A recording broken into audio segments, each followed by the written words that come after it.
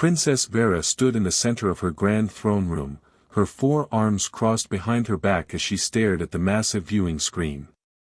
The crystalline walls of her palace reflected the blue light from the tactical display, showing red dots moving across the star map. Each red dot represented a human ship. Each red dot should have been destroyed weeks ago. Her pale blue skin had taken on a darker shade, a sign of stress that she hoped her advisors would not notice. The celestial dominion had ruled this sector of space for 3,000 years. No primitive species had ever challenged them successfully.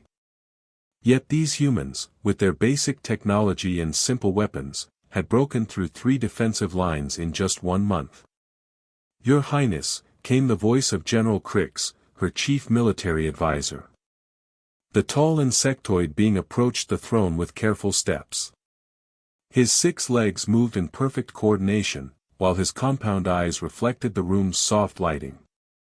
"We have completed the capture mission you requested." Vera turned slowly, her long neck allowing her to face the general without moving her body.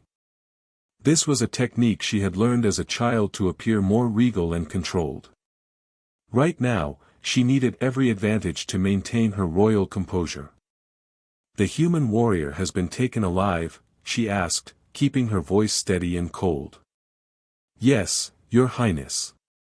Our forces intercepted a damaged human scout ship near the Proxima system. The pilot was alone and offered no resistance when we boarded his vessel." Vera felt a flutter of something strange in her chest.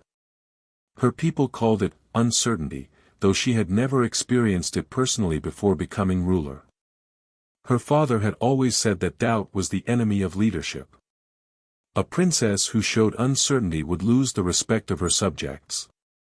"Bring the prisoner to me," she commanded. "I will interrogate this human myself." General Crix's antennae twitched, a sign of concern among his species. "Your Highness, perhaps it would be safer to allow our interrogation specialists to handle this matter. We know very little about human psychology or their potential for violence." "I am not afraid of one captured human," Vera replied, though something deep in her mind whispered that perhaps she should be. "Bring him here immediately." The general bowed his head and clicked his mandibles twice in acknowledgement. He turned and walked toward the throne room's main entrance, his metallic footsteps echoing off the crystal walls. Vera moved to her throne, a magnificent chair carved from a single piece of star crystal that had taken her people's artisans 50 years to complete. She settled into it carefully, arranging her flowing robes and positioning her arms in the traditional pose of royal judgment.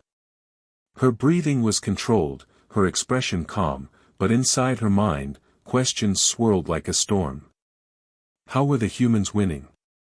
Their ships were smaller and carried fewer weapons.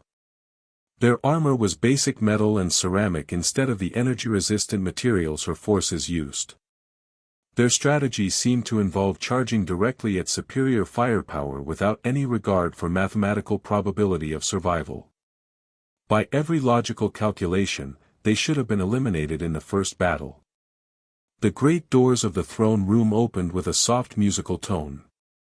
6 guards entered first, their ceremonial spears held at perfect attention. Behind them walked General Crix, followed by 2 technicians carrying a floating platform surrounded by an energy-restraint field. Inside the field sat the human. Vera had seen images of humans before, captured from their own communications and surveillance records. She knew they were bipedal mammals with forward-facing eyes and hair covering their heads.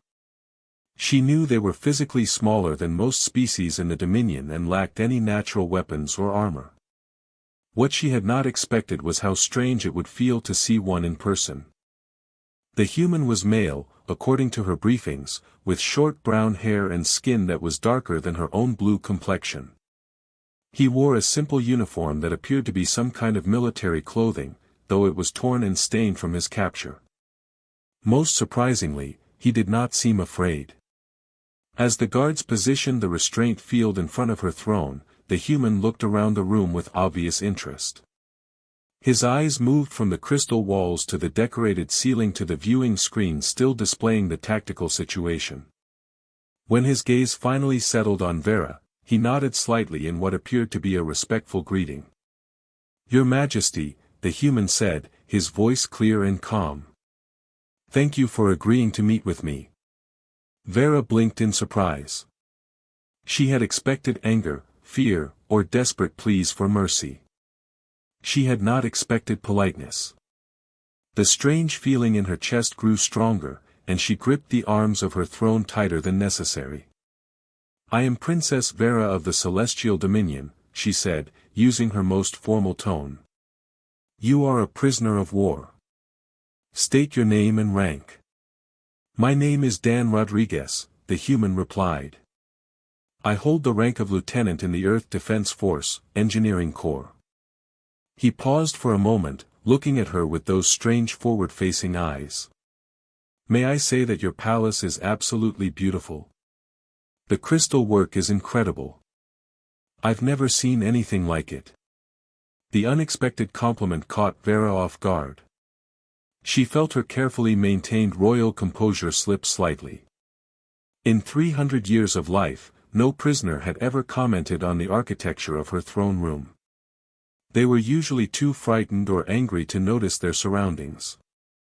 "You are here to answer questions, not to give opinions," she said, though her voice lacked its usual commanding tone. "Of course, Your Majesty. I apologize if I spoke out of turn." Dan shifted slightly in his restraints, but not in a way that suggested he was trying to escape. Instead, he seemed to be trying to sit more comfortably. "I'm ready to answer whatever questions you have." General Crick stepped forward, his compound eyes focused on the prisoner. "Your Highness, if I may suggest beginning with tactical information. We need to understand how human forces are penetrating our defensive formations." Vera nodded, grateful to have a specific direction for the interrogation. "Human, explain your military strategies. How are your forces defeating ships that are larger and more heavily armed than your own?" Dan considered the question for several moments, his expression thoughtful rather than defiant. "Well, Your Majesty, I'm just an engineer, so I don't know all the details of fleet strategy. But from what I've observed, I think the main difference might be that your forces fight very logically. Logical tactics are superior to random chaos," General Crix interjected, his mandibles clicking with irritation. "Oh, absolutely," Dan agreed, nodding respectfully toward the general. "Your coordination is amazing. Every ship knows exactly where every other ship should be, and your formations are mathematically perfect." He paused, looking slightly apologetic. "The thing is, human commanders expect everything to go wrong." Vera leaned forward slightly, intrigued despite herself. "Explain." "Well, humans have been fighting each other for thousands of years," Dan said. "We've learned that no battle plan survives contact with the enemy. So our officers are trained to improvise when things get chaotic. When your fleets maintain perfect formation, they become predictable to human tactical computers. Our ships can calculate where your vessels will be and set traps accordingly." The explanation was so simple that Vera felt foolish for not understanding it earlier. Her military doctrine emphasized order, coordination, and logical positioning.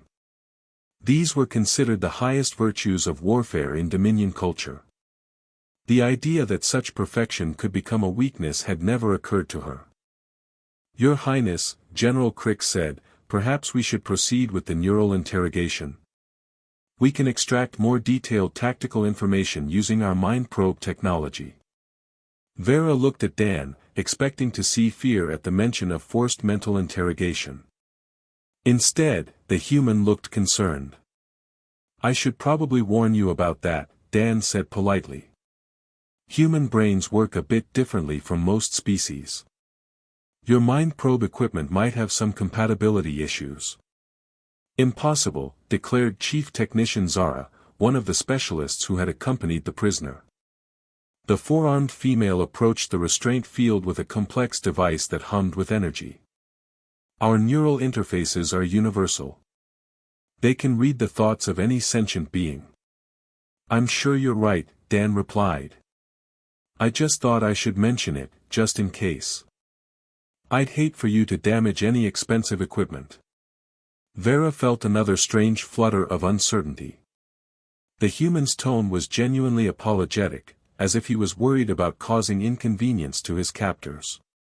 She had interrogated dozens of prisoners over her reign, and none had ever shown concern for the well-being of their interrogation equipment.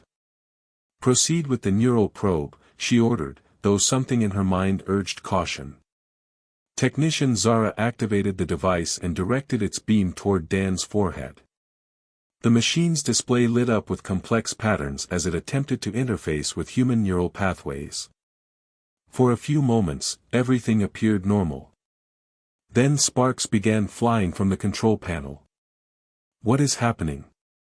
Vera demanded, rising from her throne as smoke began pouring from the neural probe device. I don't understand, Zara said, frantically working at the controls. The human brain is generating feedback patterns that our systems cannot process. The interference is causing critical overload in the primary circuits. More sparks erupted from the machine, followed by a sharp crackling sound and the smell of burning electronics. The device shut down completely, its display screens going dark. I'm really sorry about that, Dan said, looking genuinely distressed. I tried to warn you. Human neural patterns are pretty chaotic compared to most species. We tend to think in random directions all at once, which confuses most telepathic technology. Vera stared at the smoking remains of one of the most advanced pieces of technology in her empire. The machine had cost more than a small starship and had taken her finest engineers years to construct. The human had destroyed it simply by being human. How did you know that would happen? She asked, her royal composure slipping further. Experience, Dan replied with a slight smile.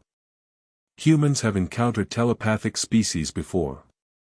Our brains just don't work the same way as more organized minds. It's not intentional, it's just how we're built. General Crix's antennae were twitching rapidly, a sign of extreme agitation. Your Highness, this confirms what we suspected about human unpredictability. They are a chaotic species that operates outside normal parameters of logic and reason. We're not chaotic, Dan said mildly. We're just adaptable. When you've spent thousands of years fighting wars where anything can go wrong, you learn to think in multiple directions at once. Vera found herself studying the human more carefully. Dan sat calmly in his energy restraints, showing no sign of satisfaction at having destroyed their interrogation equipment. If anything, he seemed embarrassed by the incident. His behavior was completely outside her experience with prisoners of war. Guards, she said, prepare the combat demonstration chamber. I want to show our prisoner the weapons capabilities of Dominion forces. This was a standard intimidation technique. Prisoners who witnessed the devastating power of Dominion military technology typically became much more cooperative. Vera hoped that seeing their advanced weapons would finally produce some normal reaction of fear from this confusing human. The guards activated the chamber's systems, and a section of the throne room's floor slid away to reveal a lower level equipped with various target dummies and protective barriers. Advanced plasma weapons were brought forward and positioned for demonstration. Human, Vera announced, observe the power of our military technology. These plasma cannons can destroy a building in a single shot. The weapons fired in sequence, reducing the target dummies to glowing ash in seconds. The display was designed to be overwhelming and terrifying. Vera watched Dan's face carefully, waiting for signs of fear or desperation. Instead, she saw professional interest. Those are impressive energy outputs, Dan said, leaning forward slightly to get a better view. The plasma confinement technology is really sophisticated. How do you prevent magnetic field fluctuation in the charging chambers? Vera blinked in confusion. What? Sorry, occupational hazard, Dan explained. I'm an engineer, so I get curious about how things work. Those plasma generators are using some kind of magnetic bottle system to contain the energy, right? I noticed a slight oscillation in the beam coherence that suggests you might have some field stability issues. General Crick stepped closer to the restraint field. You are analyzing our weapons. Not intentionally, Dan said apologetically. It's just that the design is really interesting. You've solved some problems that human engineers have been working on for decades. He paused, looking thoughtful. Though, if you don't mind me suggesting, you might want to check the power coupling on the third cannon. The energy flow pattern looked a bit irregular. Technician Zara moved to examine the weapon Dan had mentioned. After a few minutes with her diagnostic tools, she looked up in surprise. Your Highness, the human is correct. There is a minor fault in the power coupling that could cause critical failure under extended use. Vera felt the last of her royal composure beginning to crack.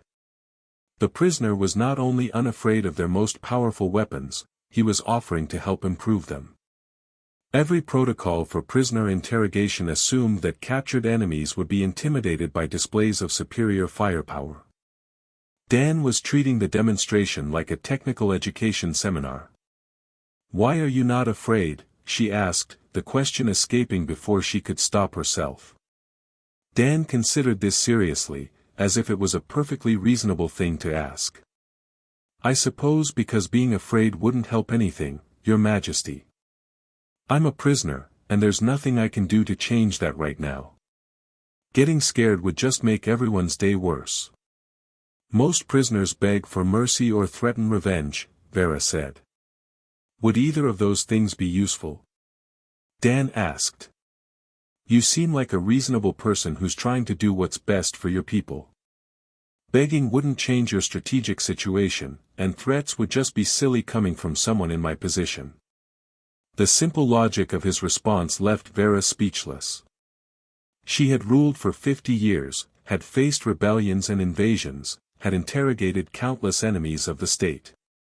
None of them had ever treated her as simply a reasonable person trying to do her job. She realized that her hands were trembling slightly and quickly clasped them behind her back. The strange feeling in her chest had grown stronger, and she was beginning to recognize it as something more than uncertainty.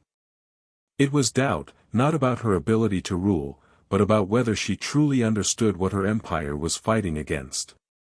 General Crix, she said, her voice not quite as steady as she intended. Escort the prisoner to secure holding. I need time to consider our next course of action. As the guards prepared to remove Dan from the throne room, the human spoke once more. Your Majesty, if I may ask one small favor. Vera nodded, not trusting her voice. Would it be possible to send a message to my family? My daughter's birthday is next week, and she'll be worried if she doesn't hear from me. The request hit Vera like a physical blow. She stared at the human in shock, unable to process what she had just heard. This warrior, who had helped destroy her fleets and threaten her empire, was worried about missing his child's birthday. As the guards led Dan away, Vera sank back into her throne, her royal composure finally shattered completely. For the first time in her life, she truly did not know what to do next. Princess Vera sat alone in her private chambers, staring at the small holographic image floating above her desk. The image showed a young human child with dark hair and bright eyes, smiling at whoever was taking the picture. This was Dan's daughter, extracted from the personal files found on his captured scout ship. Your Highness, is that wise? The human seems to have some kind of psychological effect on our personnel. 3 guards who transported him to his cell have requested reassignment. They claim he makes them uncomfortable by asking about their families and showing interest in their personal lives. He asks about their families. Yes, Your Highness. Apparently, he has learned the names of several guards' children and remembers details about their lives. The guards find this behavior disturbing because prisoners are not supposed to care about their captor's personal matters. Vera stood up from her desk, her decision made. Bring him to my private meeting chamber. I want to speak with him alone. Your Highness, I cannot recommend meeting with a dangerous enemy prisoner without proper security measures. General, do you truly believe that human is dangerous to me personally?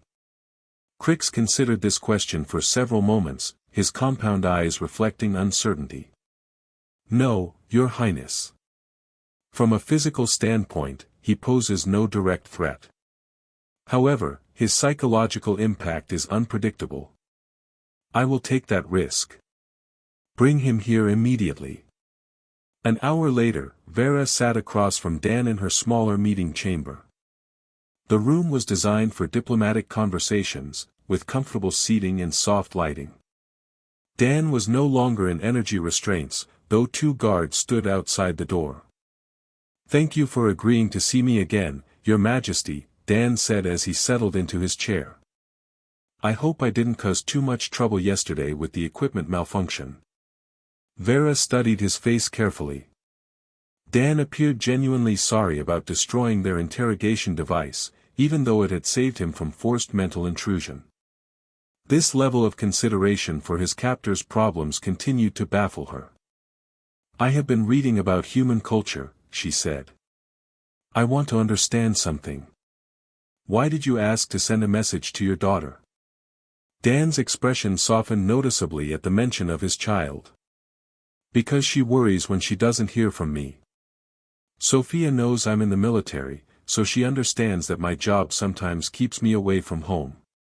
But she's only 7 years old, and kids that age need to know their parents are thinking about them. Even when you are a prisoner of war. Especially then, Dan replied. If something happens to me, I want her last memory to be knowing that she was the most important thing in my life. More important than the war, more important than my duty as a soldier, more important than my own safety. Vera felt something crack inside her chest. In Dominion culture, duty to the state was considered the highest virtue. Personal attachments were seen as weaknesses that could compromise judgment and loyalty. The idea that a soldier would prioritize his child's emotional well-being over military obligations was completely foreign to everything she had been taught. This daughter of yours, Vera said carefully, would she be sad if you did not return from the war? Devastated, Dan answered without hesitation. Losing a parent is one of the worst things that can happen to a child. It changes everything about how they see the world. And yet you chose to become a soldier, knowing this risk? Dan was quiet for several moments, and Vera could see him thinking carefully about how to answer. Your Majesty, I became a soldier because I want Sophia to grow up in a universe where she can be safe and happy. Sometimes protecting the people you love means accepting danger yourself. But if you die, she will suffer greatly. Yes, she will. That's the terrible choice that parents in wartime have to make. Do you let evil spread because you're afraid of leaving your children, or do you fight to give them a better world, knowing you might not be there to see them enjoy it? Vera stood up abruptly and walked to the chamber's window, looking out at the gardens of her palace. In the distance, she could see the spires of the capital city, where millions of her subjects lived their daily lives.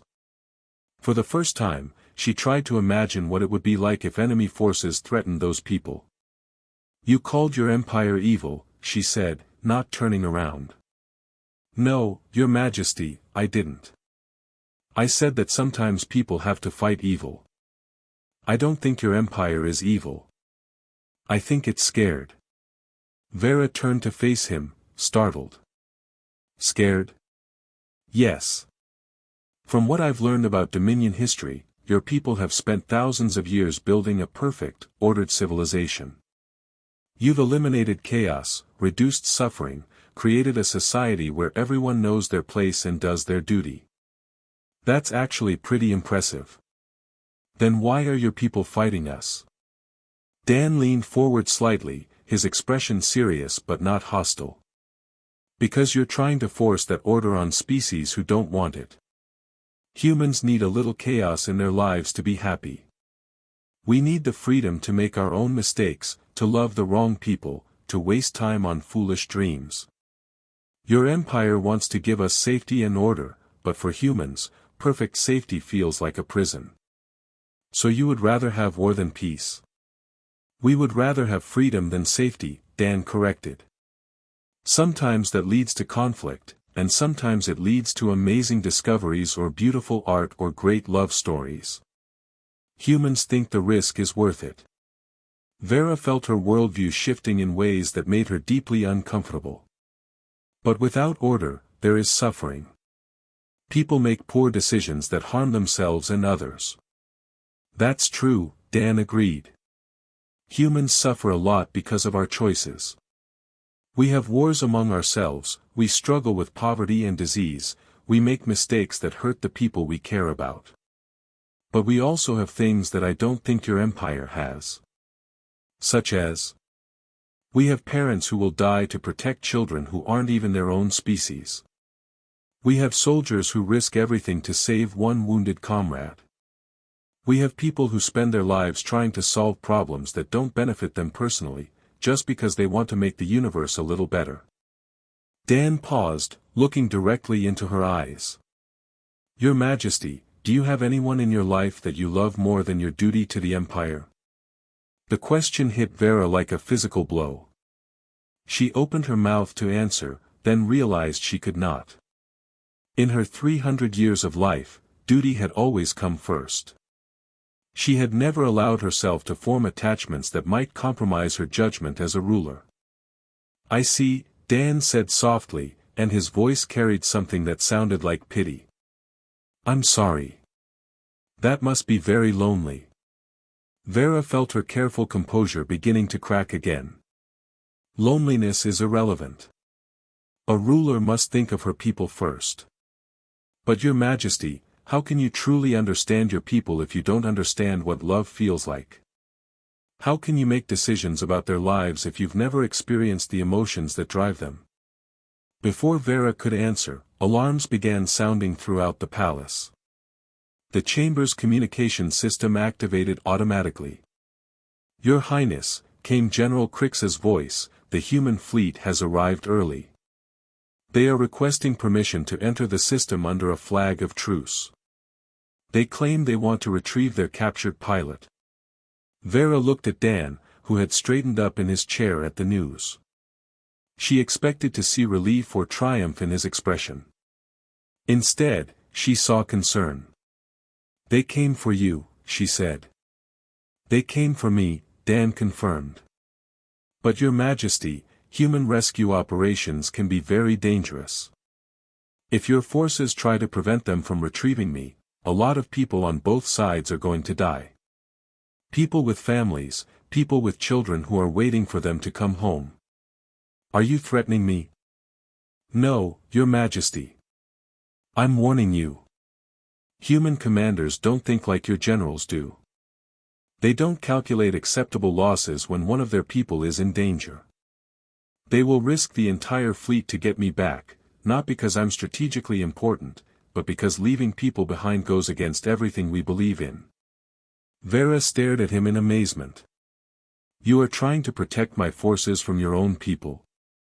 I'm trying to prevent unnecessary deaths, Dan said. Every soldier who dies today is someone's child, someone's parent, someone's friend. Their families will grieve regardless of which side they fought for. An idea began forming in Vera's mind, terrifying and revolutionary. What if I released you? What if I let you return to your fleet? That would save a lot of lives, Dan replied. But it wouldn't stop the war. My people will keep fighting until they're convinced that the Dominion won't try to conquer human space. And what would convince them of that? Dan was quiet for a long moment, studying her face. Your Majesty, may I ask you a personal question? Vera nodded, not trusting her voice. Why did you become ruler of this empire? It is my birthright. My duty. But why do you continue doing it? After 300 years, you could have chosen a different path. What keeps you in power? Vera considered the question seriously. I want my people to be safe and prosperous. I want them to live good lives without fear or suffering. Then you understand exactly what motivates human parents, Dan said gently. We fight because we want our children to be safe and free. The only difference is what we consider necessary for safety and happiness. The communication system activated again. Your Highness, the human fleet commander is requesting direct communication. He says he wants to speak with you personally about his pilot's release. Vera looked at Dan one more time, seeing him not as a prisoner or an enemy, but as a father who wanted to go home to his daughter. Tell the human commander I will speak with him. And General Crix? Yes, Your Highness. Prepare to release the prisoner.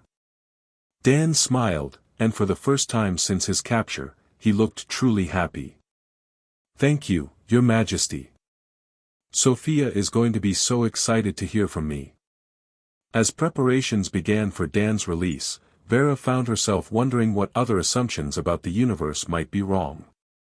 If humans could fight harder for love than for conquest, if they could risk everything for people they barely knew, if they could show kindness to their enemies, then perhaps there were ways to achieve peace that the Dominion had never considered.